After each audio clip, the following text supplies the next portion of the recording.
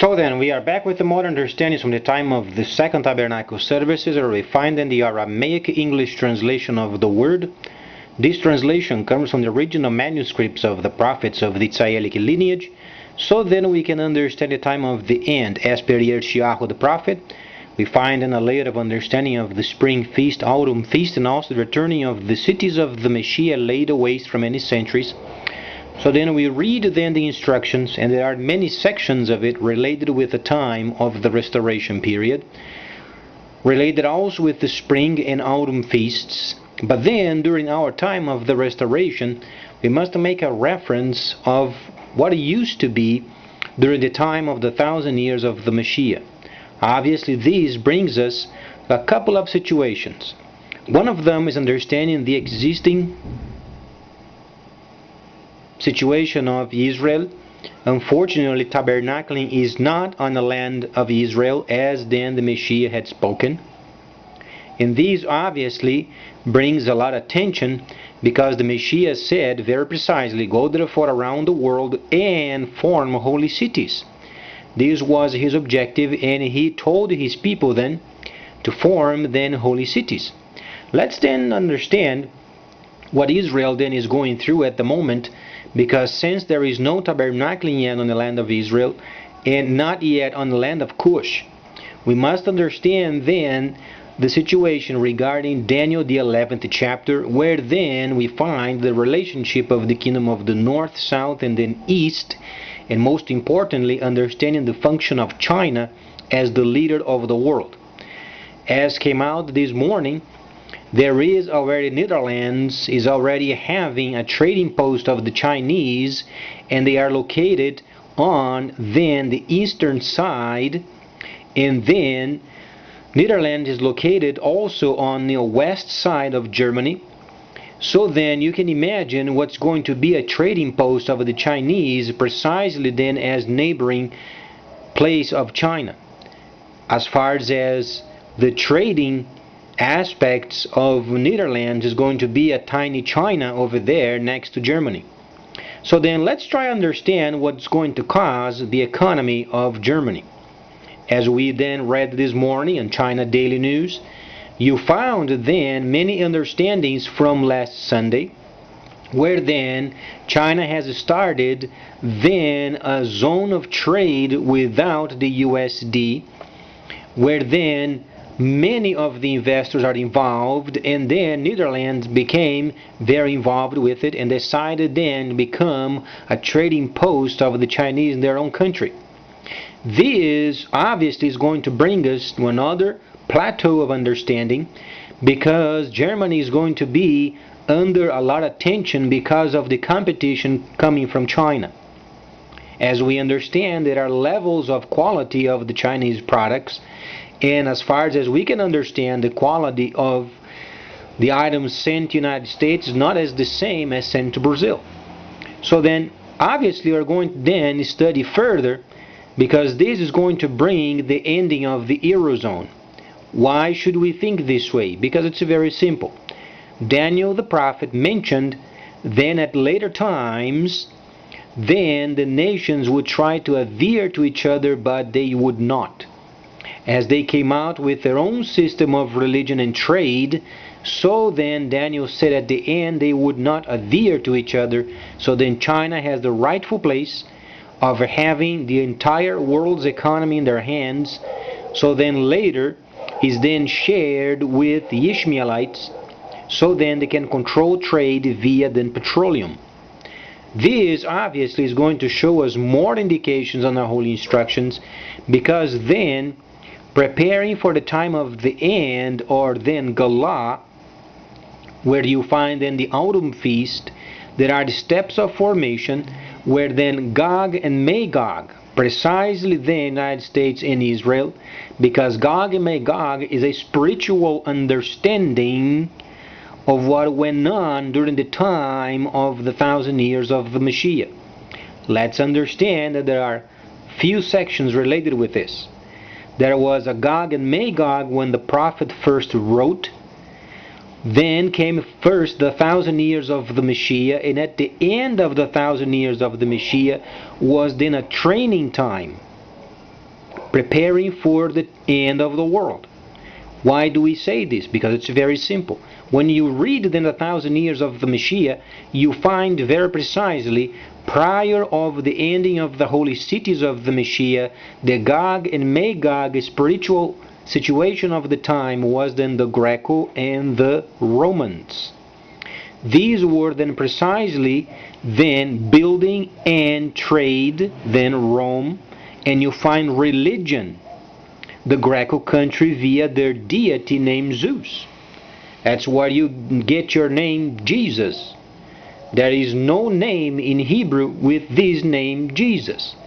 What you find is Yeshua, meaning salvation, and you find Yahweh himself is the Savior. You don't find Jesus. Jesus is a combination of Yeshua, changed then to the Greco translation and mixed up with Zeus. Is the deity demonic of the country of the Greco people.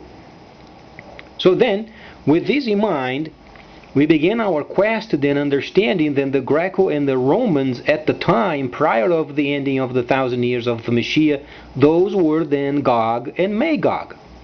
Who was the Magog? Magog obviously was Rome. Let's try to understand then Gog and Magog. Let's try to understand the false situation. Because mixing of religion and mixing with the trade brings us then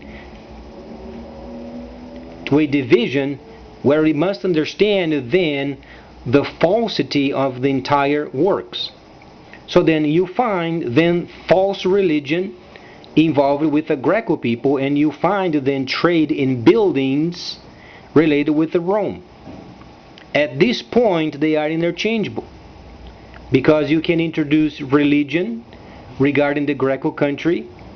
You can use Jesus precisely then from the Greco country, the deity, the demonic deity of the Greco people, placed on then the crucifix of Constantine, then placed on the crucifix. So they are mixed. But truly, the truly meaning of it, as per what I can understand, falsity or then the false deity would be Magog, where then Gog is then Rome, because it's used. Okay, after these then we find later came then the 1,000 years of the seat, where the cities then were laid waste for many centuries, and then after 2009 then the restoration period had started. So then prior of the autumn feast, we are then experiencing the returning of the holy cities, and then again Gog and Magog are at play once again. This time Magog is Israel and Gog is United States. Where do we find these? Daniel, the 11th chapter. If you read then very precisely, you find then the despised one is the United States, because they overextended their time of a couple hundred years or so.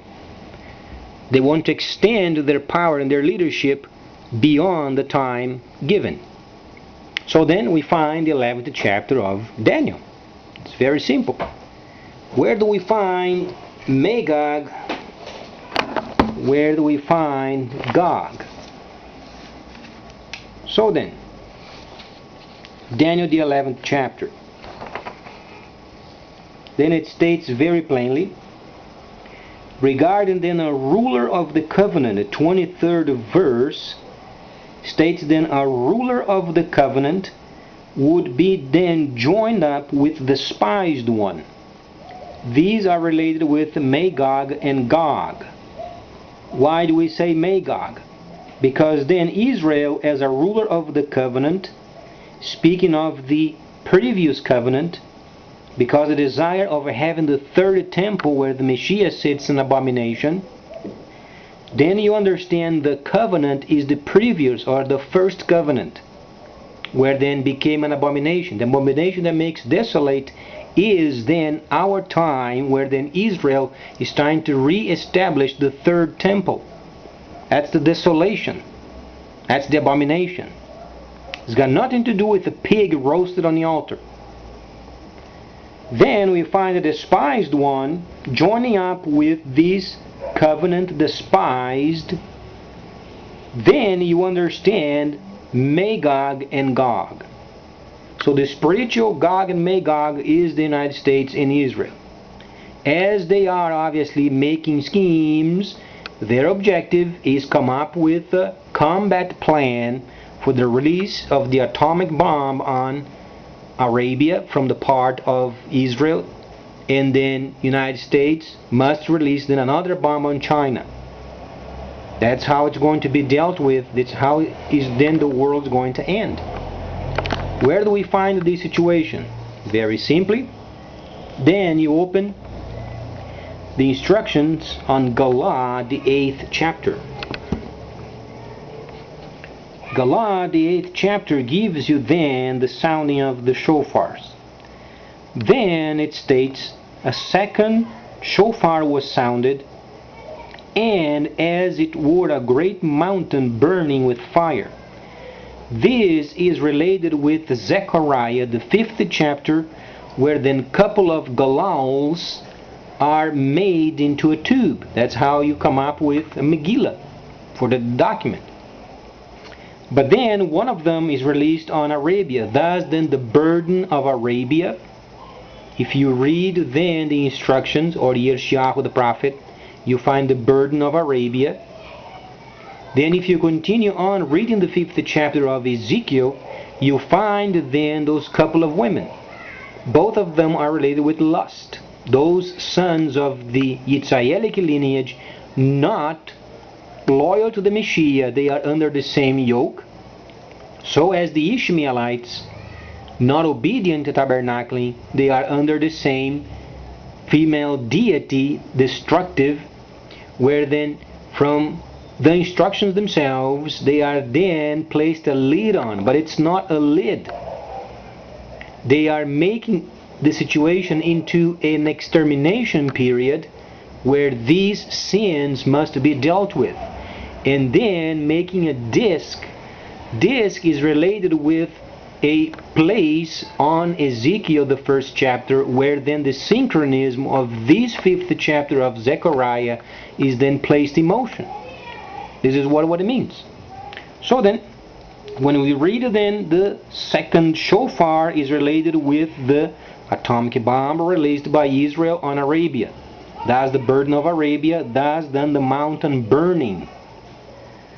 Then with fire was cast into the sea. It's not was the burden of the situation that caused then the mountain to be thrown to the sea. It was then the explosion of the atomic bomb on the area where there are lots of crude, petroleum. Then the explosion of the place forming a pit, then releasing itself in its contents onto the sea. That's how you get your third part of the oceans then contaminated. Then the same understanding you find then of the third shofar, when another then star, another bomb was released, and then was then released on dry land, or then where springs of waters are at. That's where then China is going to be bombed. So then you find both of them in line with the instructions. So then, with these in mind, we know what to expect. However, the pit generated on Arabia, there is a spiritual significance, and a pit generated on China has another significance. Each of them separated, though they have some similitudes, but they are separated situations. Then we can read these later as we become more acquainted. There is a definite division in the instructions, where then you'll find a couple of periods, one of them trained and tested until 1009. That was then the end of the world of the time as tabernacling is concerned. And then the world was so disorganized they had to come up with some sort of new world order of their own, so then the world would function. But in our time, the holy cities are returning. So the Gog and Magog of the time, where it used to be the Greek and the Romans, became the United States and Israel. because the U.S. obviously wants pleasure of this life. Then Israel wants the third temple. Both of them are not going to be granted. Tabernacling is granted and it should satisfy both. If they can't do it, they are from the evil one. This is what the Messiah has said. Either we are with the Messiah in tabernacling or we are against him. So then, later we are going to divide these sections further, because then we're going to evaluate then the pits. The pit on Arabia and then the pit on China. And from then on, then there is spiritual layers related with it. Please stay tuned, much more coming up.